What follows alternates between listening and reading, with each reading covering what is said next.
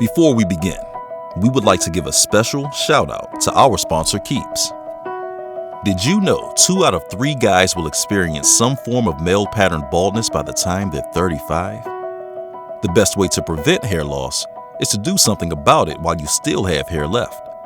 Keeps is a subscription service that focuses on making it easier and more affordable for men to treat their male pattern baldness online.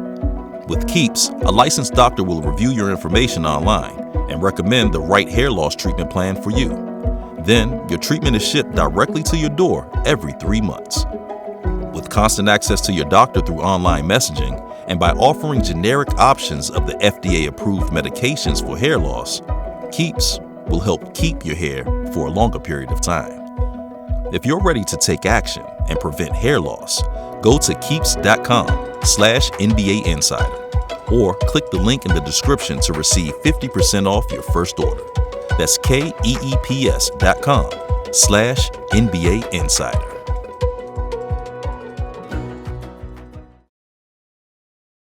Growing up as kids, many NBA players recall the days of their youth where they visualized themselves making it to the league. For some, it was a dream come true, and for others, it was a lost fantasy that vanished never to return. But in both of these instances, there was a common goal. The objective within everyone's eyes was to be the one to finally make it. Yet despite the enormous potential for fame and reward, the life of a professional NBA player is quite difficult. Beyond the possibility of a large bank account is a realm of tremendous sacrifice and hard work that rarely pays off. As usual as the success of an NBA player may seem, it's not uncommon to hear of a professional athlete whose troubles nearly led him to pay the ultimate sacrifice: his life. NBA player Paul Pierce was just such an athlete. With his outstanding abilities and gifted physique, many considered him to be the most elite forward to ever come out of college, one that grasped the attention of NBA scouts, the very model of an NBA player. Yet, as he stood on the cliff of greatness, no one could have predicted the tragic sequence of events that would soon follow.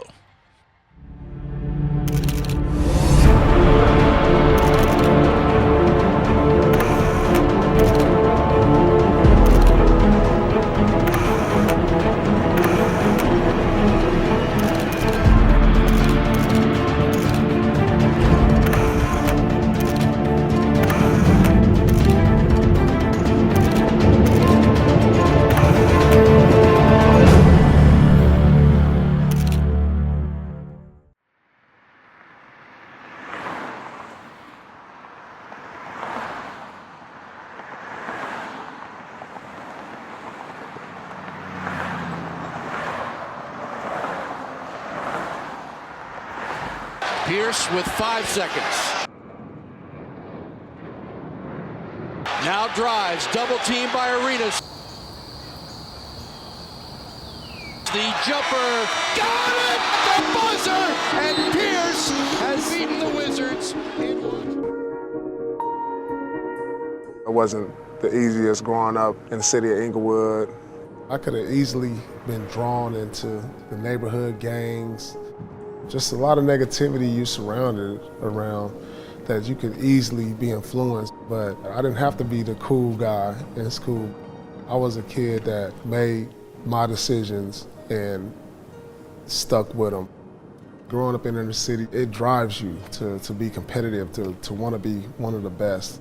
We didn't have gloves, so everybody couldn't play baseball. We didn't have helmets, so we couldn't play football. So it was all about basketball. Paul Anthony Pierce was born on October 13, 1977. Originally from Oakland, California, his family later moved to Inglewood, California, a suburb in Los Angeles, where he spent most of his childhood. As the youngest child in a family that included the likes of 2 older brothers, all of whom he was extremely close with, he was brought up in a dangerous environment. At the time of his birth, with a total of 2,515 murders and 78,390 assaults, the city of Los Angeles as a whole was ranked one of the most crime-ridden cities in the United States. The LAPD says there were 21 gang-related killings in South Central Los Angeles last month. The sharp increase there means that gang killings in South Central Los Angeles are now up more than 12% for the first 9 months of this year. There's 70,000 gang members in Los Angeles County. Out of that, perhaps about 10,000 are hardcore. Hardcore means that they'll kill you as soon as look at you. And with cocaine, the ugliest person in the world, with a second-grade education, is the king, as long as he has cocaine. Most of them that are doing these things are kids that do not feel that they are worth anything. Due to this negative revelation from a young age, Pierce quickly became exposed to the damaging influences and harsh realities associated with the streets, including drugs, gangs, and prostitution. Growing up as a kid, Pierce, along with his two older brothers, used basketball as a means of keeping out of trouble. From a young age, Paul perfected his game on the city's courts, dreaming of becoming the next Magic. This made sense considering it was the Los Angeles Lakers of the 1980s that first captured his imagination, which in return led to basketball quickly becoming his passion. And he was good. However, as a young man, he noticed simply being good was not enough. While Pierce dreamed of becoming the next Magic Johnson, he still had a lot to prove as a player. When Pierce first entered Inglewood High School, he was, by all appearances, an average basketball player. His skills were evident, but he lacked the prototypical size and strength that usually signified a college prospect. So as a freshman, he was ultimately cut from the varsity team. At first, Pierce seriously considered transferring to another school. Nonetheless, Paul was determined to overcome these obstacles. After all, his love for the game was there from the start. So in an effort to make the team, Pierce began attending school as early as 5 a.m., which in return would allow for him to spend extra time in the gym and run routine practices with a few other players on the team.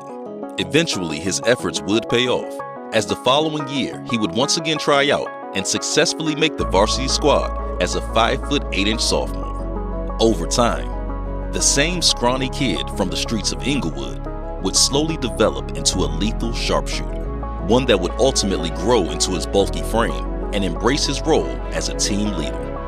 With his spot in the starting lineup now secure, Paul worked even harder. His body began to catch up to his ability. By the end of his junior year, Paul helped lead the Sentinels to a 30-win season and a division championship. From then on out, it was clear to most that Pierce had altered into a basketball star. His senior year was more or less the same. Pierce became the #1 high school prospect in the state of California, earning a spot alongside other future NBA stars, including the likes of Kevin Garnett, Stephon Marbury, Antoine Jameson, and Vince Carter in the McDonald's All-American Game. He even participated in the slam dunk competition, losing to the high-flying Carter. It was during this time that Roy Williams, the head coach at the University of Kansas, learned of a player by the name of Paul Pierce. Williams had heard of the young man's capabilities, and so he offered Pierce to join him as a member of the Kansas City Jayhawks. Pierce would of course agree, considering he was trying to get as far away from the streets as possible. Not to mention, Williams had been a persistent recruiter, which in return earned Paul's respect. The following season, the 6'7", 220-pound forward began to adjust to his new team. In 1996, his first season with the Jayhawks, Pierce immediately burst onto the scene, earning Big 8 Freshman of the Year honors. By his sophomore year, Pierce was a leading scorer on a team full of NBA-bound players. That same season, the Jayhawks entered the NCAA tournament with only a single loss, becoming the overwhelmingly favored to win the 1997 national title. Unfortunately for them, a heartbreaking 85-82 defeat to Arizona in the Sweet 16 shattered Paul's dreams. Nonetheless, by 1998, his junior season, Pierce would make a recovery by winning back-to-back Big 12 Conference Tournament MVP awards, becoming one of just 7 players in the team's history to score more than 700 points in one season and fetching a vote as an All-American. Overall, in his entire career as a Jayhawk, Paul Pierce averaged 16.4 points, 6.3 rebounds, and was viewed as one of the most premier college players in the country. As one of the top prospects, it was clear to most that Pierce was a surefire lottery pick. So when he entered the 1998 NBA draft that same year, it came as a surprise to most as names were read, one after another, and he began to slide down the draft board. However, at pick number 10, Paul's destiny changed forever. With the 10th pick in the 1998 NBA draft, the Boston Celtics select Paul Pierce from the University of Kansas. Paul Pierce sitting in the green room back there a little longer than a lot of folks thought he would be. But he is picked now number 10 by the Boston Celtics. To everyone's surprise, Pierce was selected as the 10th overall in the first round by the Boston Celtics. An ironic pick, considering growing up as an LA resident, Pierce was conditioned to hate the franchise. Nonetheless, as a member of the 1998 Boston Celtics, Paul Pierce became heir to the same throne that Larry Bird and Bill Russell had made their own. When he first arrived in Boston, he was determined to lay the foundation for a return to greatness to one of the league's most famous franchises. Unfortunately for him, this expectation was swiftly cut short due to the 1998-99 NBA lockout, which lasted more than 6 months and forced the regular season to be shortened to 50 games per team. Regardless, as a rookie, Pierce surprised many. As a starter, he scored 19 or more points in 10 of his first 11 games. Pierce wanted the ball on the cut. Pierce gets it back, takes it in. Outside. Caught by Pierce! He cannot miss. He's a flamethrower from outside tonight. Marlon Garnett. Pierce leaps and has a career high. 30 points tonight for Pierce. And while it was true that the Boston Celtics finished the short season with a 19-31 record, the rookie out of Kansas still averaged 16.5 points, 6.4 rebounds, and 1.7 steals. To top it off, he was 10th in NBA three-point field goal percentage and finished 3rd in the voting for Rookie of the Year honors.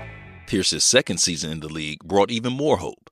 Along with teammate Antoine Walker, the tandem proved to be two of the more exciting young talents in the NBA. In only 35.4 minutes played per game, Pierce finished the year averaging 19.5 points, 5.4 rebounds, and 2.1 steals, the most steals he had averaged in a season over his Celtics career. As Boston finished the season with a 35-47 record, it became clear that Paul Pierce was slowly developing into one of the most elite offensive players in the NBA. By his 3rd year in the league, Paul was ready for a breakout season. But on one cold night, the chances of that ever happening came to a tragic end. On September 25, 2000, just 1 month before the rising star began his 3rd season with the Celtics, Paul Pierce's NBA dreams and his life would be put in serious danger. You see, on this date, Pierce, along with 2 of his teammates, attended a private event at the Buzz Club, a late-night dance club located in the Boston Theater District. During this time, Boston police received a phone call claiming someone had been stabbed. At 1 a.m., police would arrive at the pool room of the club where they found a victim suffering from multiple stab wounds. Upon closer inspection, it became clear that Paul Pierce was the victim of the violent stabbing. As Pierce was left lying in a pool of his own blood, police discovered his injuries indicated that he had been hit in the back of the head with a hard object and had been knifed 11 times in the face, neck, and back. To make matters worse, one of the stab wounds had gone as far as 7 inches deep. Not to mention, the nastiest of the wounds ended up collapsing his lung. At the time, it wasn't clear if he would make it. Luckily for him, Tony Battie, Pierce's teammate, was at the nightclub with him on the night of the stabbing, but was in the bathroom while the fight occurred. With his brother's help, Tony instantly transported Pierce in the back of his car and rushed him to a nearby hospital. The 22-year-old player had to immediately undergo lung surgery to repair most of the damage on his collapsed lung. While in the operation room, Pierce would repeatedly ask surgeons if he was going to die, on account of the amount of blood that he had lost. However, in the end, Paul Pierce would make his recovery. Doctors would later inform him that 2 things saved his life. First, the fact that the club was just minutes from the New England Medical Center, which allowed him to receive treatment before losing a lethal amount of blood. Second, Paul was wearing a heavy leather jacket, and the thickness of his coat kept knife blows, like the one that penetrated 7 inches into his abdomen, from reaching his heart. Instead, the knife just missed a number of key internal organs. Less than a week after the stabbing, Paul Pierce walked out of the New England hospital. With the uplifting news of his swift recovery, The city of Boston was now searching for the truth behind what really happened to their star that fateful night. In the aftermath of the event, witnesses originally claimed that Pierce was playing the role of a vigilante by stepping in to help break up a fight between two clubgoers. The story goes that he got caught in the middle of the struggle and happened to get stabbed as an innocent bystander. Pierce, however, would later testify in court that he was set up by a group of men after he was caught chatting with a few women at the club. One of the ladies in conversation was allegedly related to two of the attackers, who saw Pierce getting close with their family member and retaliated. Witnesses claim there were as many as 20 people involved in the brawl at the club that night. The nightclub, which operated under different names at different times of the week, would later take blame for allowing an assault and battery to happen on its grounds. Several other violations had previously happened at the club, including at least 2 assaults in that same year. Sadly, unlike those incidents, nobody was arrested. At least, that was the case. However, just a few days later, police would issue a warrant for the arrest of 31-year-old Anthony Hurston, 34-year-old Trevor Watson, and 28-year-old William Ragland, all 3 men believed to be involved in the fight and connected to a local rap group known as Made Men. Then, on September 28, 2000, at 7:30 p.m., Anthony Hurston and Trevor Watson, 2 of the 3 men wanted by police, appeared at a Boston police station with their lawyers and turned themselves in. Less than 24 hours after Pierce was released from the hospital, William Ragland was also arrested. 10 days after the stabbing took place, 2 female witnesses came forward claiming they could identify all 3 defendants before a grand jury. The first alleged she saw Ragland and Watson stabbing Pierce, and that Watson was holding Pierce by one arm around his neck and trying to stab him with his other arm, using brass knuckles with a blade attached. The second witness identified Hurston as the man who hit Pierce on the head with a beer bottle. With this information, all 3 men were set on trial for armed assault with intent to murder. Eventually, Hurston and Watson were also convicted of assault and battery with a dangerous weapon. Both men pleaded not guilty and were held on $15,000 bail. William Ragland also received an additional conviction of assault and battery with a dangerous weapon, and so he too pleaded innocent and was ordered held on $50,000 U.S. cash bail. In the aftershock of his near-death experience, Paul Pierce did the unimaginable. In a shocking turn of events, more than 1 month after the serious incident, he was back in the Boston starting lineup for Game 1 of the 2000-2001 NBA season. Although he was playing at half his strength, he was the only Celtic to start all 82 games that year. But despite being seriously injured in the attack, Pierce led the Celtics in scoring. That season would turn out to be his best so far. Pierce averaged 25.3 points, 6.4 rebounds, was selected to his first All-Star team, and became the first Celtics player to score 2,000 or more points since Larry Bird in the 1987-88 season. By this time, it was clear that he was the real deal.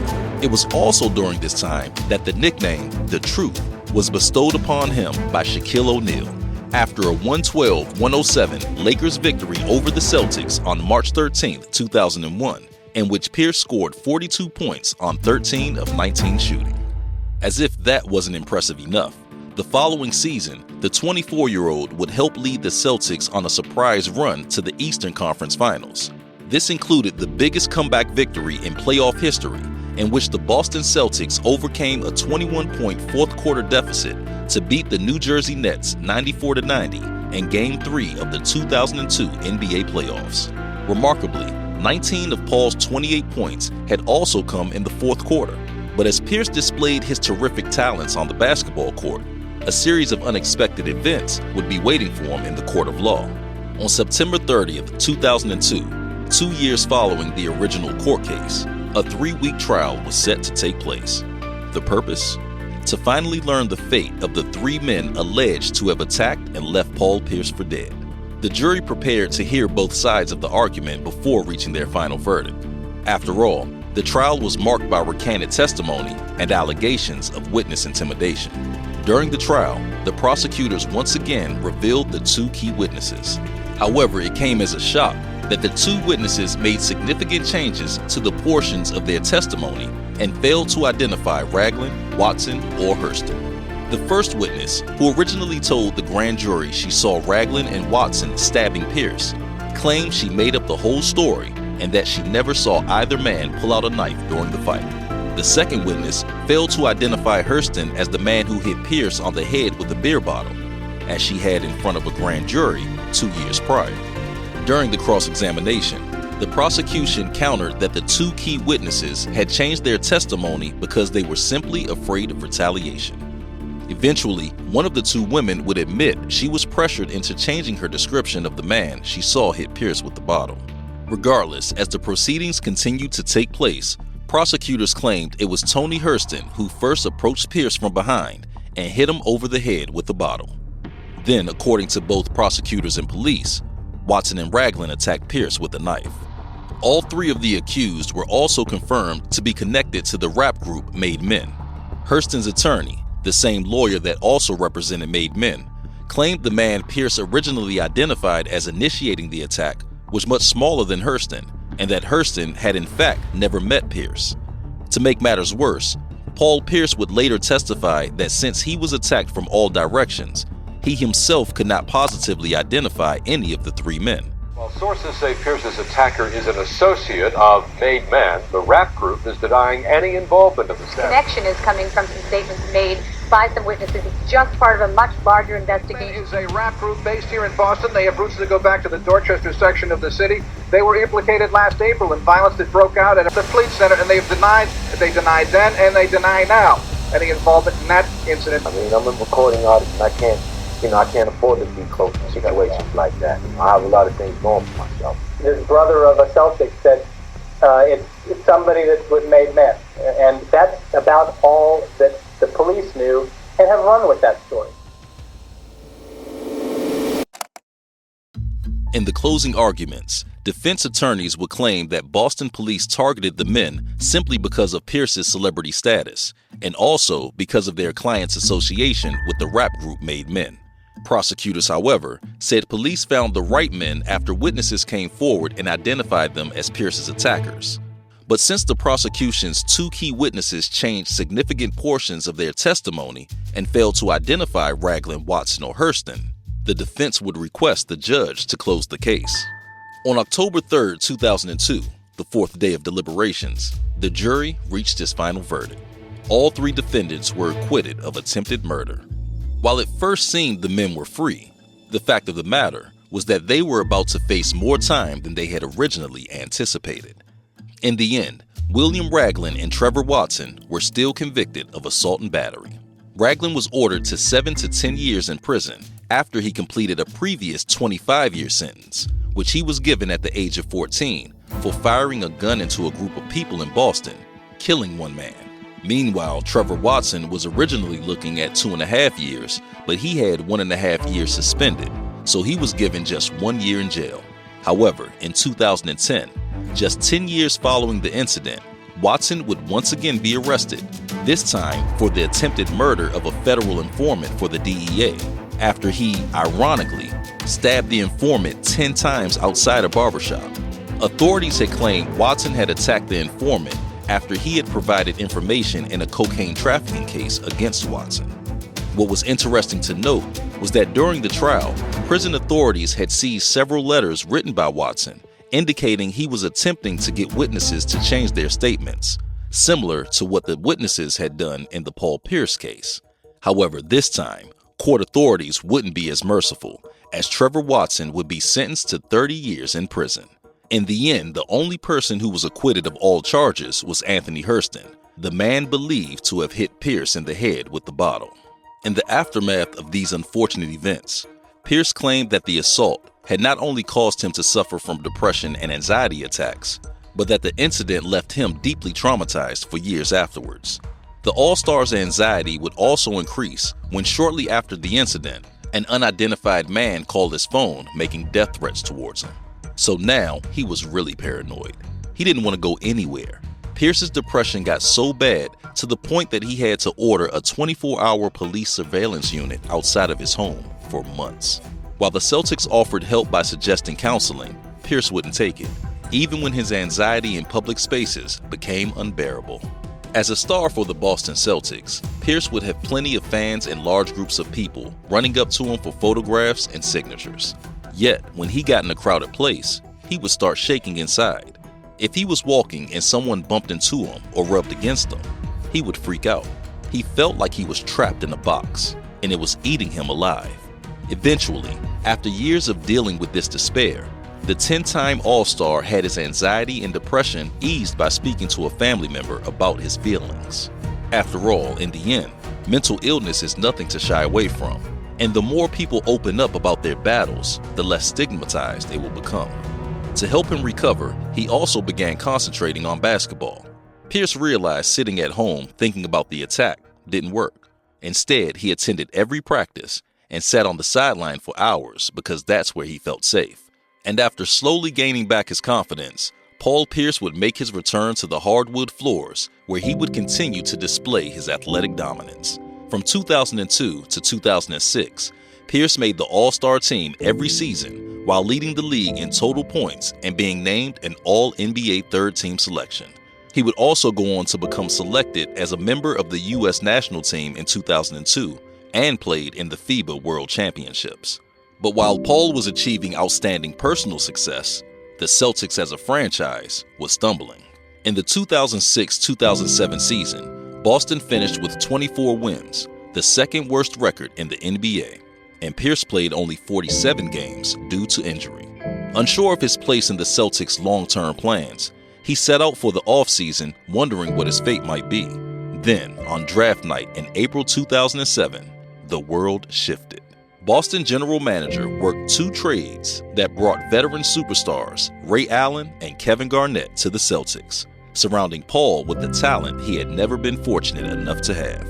Quickly dubbed the Big Three, Paul, KG, and Ray orchestrated an unseen turnaround, leading Boston to 66 wins and an eventual NBA championship, the first for all three players, the 17th in franchise history. Led by Paul, the Celtics would return to the NBA Finals in 2010, but they fell short in an epic, historic Boston-LA battle, falling to the Lakers in 7 games. Fast forward into the future, and the journey of Paul Pierce from the playgrounds of LA to superstardom remains outstanding, both for its success and how it was achieved. After all, life is not based on how long one enjoyed success, but rather on the fact that one achieved it. From his childhood through college and the NBA, Paul Pierce hustled on the court, working tirelessly on his game, always with confidence. Today, it's safe to say that he has lived up to the meaning of his nickname, the truth, by staying true to himself. Once a young kid from the streets of Inglewood, now an NBA legend. The day Paul Pierce gets inducted into the Hall of Fame, he will be able to reminisce about the old days and ultimately have the satisfying thought that he has finally made it.